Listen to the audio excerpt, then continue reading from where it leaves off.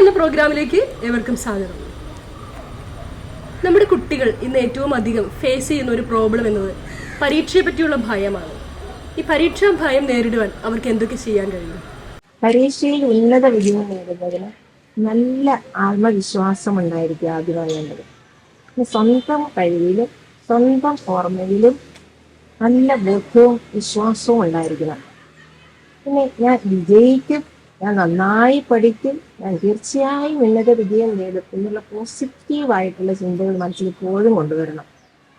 ഞാൻ ജയിക്കും, ഞാൻ ഉന്നത വിജയം നേടും, ഞാൻ തീർച്ചയായും വിജയിക്കും അങ്ങനെ പോസിറ്റീവായിട്ട് സ്വന്തം മനസ്സിനോട് പറഞ്ഞുകൊണ്ടേയിരിക്കുക.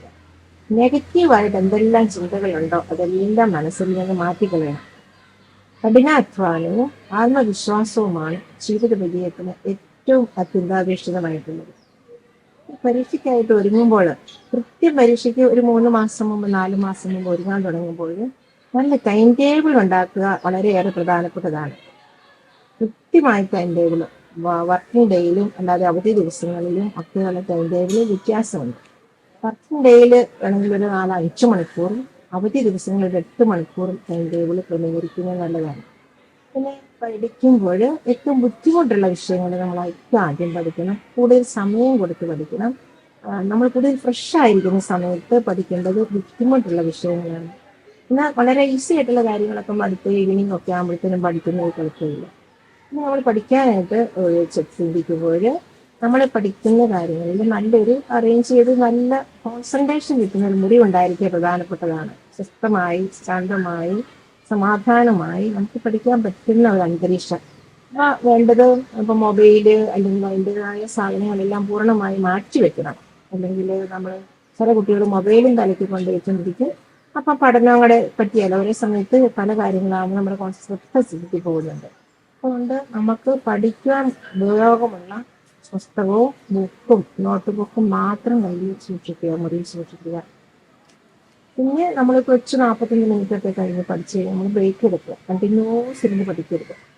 പിന്നെ നമ്മൾ ചെയ്യേണ്ടത് എന്താണെന്ന് വെച്ച് കഴിഞ്ഞാൽ പഠിക്കുന്ന ആ സമയത്ത് മടുത്ത് കഴിയുമ്പോൾ ഒരു 10-45 മിനിറ്റ് കഴിയുമ്പോൾ എഴുന്നേറ്റ് റിലാക്സ് ചെയ്ത് കുറച്ച് ബ്രീത്തിങ് എക്സർസൈസ് ഒക്കെ ചെയ്ത് റിലാക്സ് ഫ്രഷ് എയറൊക്കെ കൊണ്ടിട്ട് തിരിച്ചു വന്ന് നമുക്ക് വേണ്ടതായ ജലവും പാനീയങ്ങളും ഒക്കെ ഭക്ഷണവും ഫ്രൂട്ട്സും ഒക്കെ നല്ലതാണ്. എല്ലാം നല്ല ഭക്ഷണം കഴിച്ച് ആരോഗ്യം, അതായത് നമ്മുടെ ബ്രെയിൻ ശരിക്കും പ്രവർത്തിക്കണമെങ്കിൽ നമുക്ക് നല്ല ഗ്ലൂക്കോസ് ലെവൽ നല്ലപോലെ ആവശ്യമാണ്, ഭക്ഷണം നല്ലപോലെ ആവശ്യമാണ്, ഫ്രൂട്ട്സ് ലെവൽ ആവശ്യമാണ്, നട്ട്സ്. ഇങ്ങനെ നമ്മുടെ ജീവിതത്തിൽ നമ്മുടെ പ്രവർത്തനങ്ങൾക്ക് ബുദ്ധിക്ക് ബ്രെയിനിന് പ്രവർത്തനങ്ങൾക്ക് തക്കതായ നല്ല ഭക്ഷണങ്ങൾ കഴിക്കുക.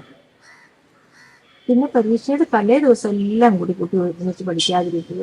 പരീക്ഷയുടെ തലേ ദിവസം നമ്മൾ ചെയ്യേണ്ടത് എന്താണെന്ന് വെച്ചാൽ നല്ലപോലെ ഉറങ്ങുക, നല്ലപോലെ റിലാക്സ് ചെയ്യുക, നല്ലപോലെ ഭക്ഷിക്കുക, നല്ലപോലെ പ്രാർത്ഥിക്കുക.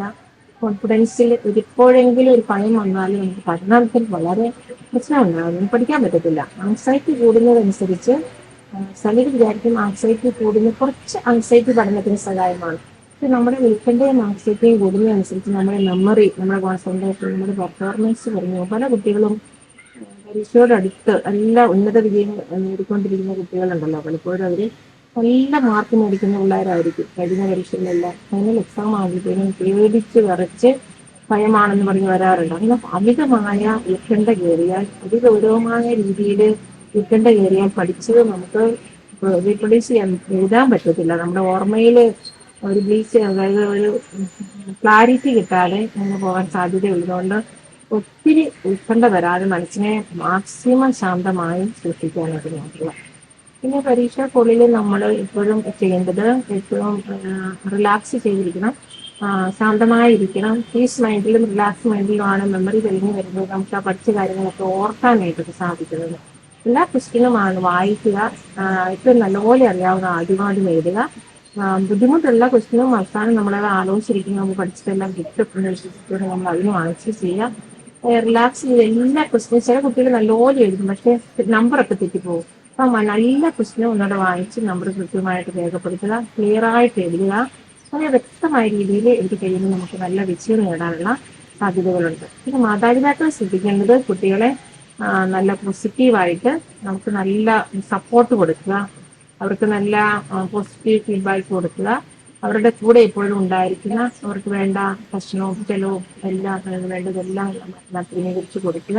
അവരെ മറ്റുള്ളവരുമായിട്ട് കമ്പയർ ചെയ്യാതിരിക്കുക, പോസിറ്റീവ് കൊടുത്തുകൊണ്ട് അവരെ എൻകറേജ് ചെയ്ത് അവരുടെ കൂടെ എപ്പോഴും ഉണ്ടായിരിക്കുക എന്നുള്ളതാണ്. അവർക്ക് വേണ്ടി പ്രാർത്ഥിക്കുക. അത്രയൊക്കെയാണ് മാതാപിതാക്കൾ ചെയ്യുന്നത്. നല്ല കോൺഫിഡൻസോട് കൂടി പരീക്ഷയ്ക്ക് പോവുക. ഞാൻ ജയിക്കും, എനിക്ക് ചെയ്യാൻ സാധിക്കുന്നു. നമുക്കറിയാവുന്നതുപോലെ നമ്മൾ എന്ത് ചിന്തിക്കുന്നു, എങ്ങനെ ചിന്തിക്കുന്നു എന്നതിനെ ആശ്രയിച്ചാണ് നമ്മുടെ ജീവിത വിഷയം അടങ്ങിയിരിക്കുന്നത്. നമ്മുടെ ജീവിതത്തിൽ ഒരിക്കലും നമ്മൾ പുറകോട്ട് പോകരുത്. എനിക്ക് ഇത് സാധിക്കും, I can do all things സ്വന്തം, എന്നെ ശക്തനാക്കുന്നവനിലൂടെ എനിക്കെല്ലാം ചെയ്യാൻ സാധിക്കുമെന്ന് തിരിച്ച് 4:13 വചനം എപ്പോഴും മനസ്സിൽ സൂക്ഷിക്കുക. ജീവിതത്തിന് അസാധ്യമായിട്ട് ഒന്നുമില്ല എന്ന് വിശ്വസിക്കുക. എപ്പോഴെല്ലാം ഭയം ഉണ്ടാവും, അപ്പോഴെല്ലാം മനസ്സിനോട് പറയുക, നിങ്ങൾ ചെയ്ത് കഴിവുള്ളവരാണ്, ഞാൻ മിടുക്കനാണ്. ഞാൻ അവനവന്റെ ആ പോസിറ്റീവ് എനർജിയെ എപ്പോഴും ഉണർത്താനായിട്ട് മാക്സിമം ശ്രദ്ധിക്കാൻ നല്ല വിജയം നേടാനായിട്ട് പറ്റും. നല്ല ആത്മവിശ്വാസത്തോടെയും കൃത്യനിഷ്ഠയോടെയും ഒക്കെ പരീക്ഷയെ സമീപിച്ചാൽ ഉന്നത വിജയം നേടാനാവും. നമ്മുടെ ചോദ്യങ്ങൾക്ക് ഉത്തരം നൽകിയ ഡോക്ടർ ആനിക്ക് നന്ദി. മറ്റൊരു ചോദ്യവുമായി അടുത്തയാഴ്ച വീണ്ടും കാണാം. അതുവരേക്കും നമസ്കാരം.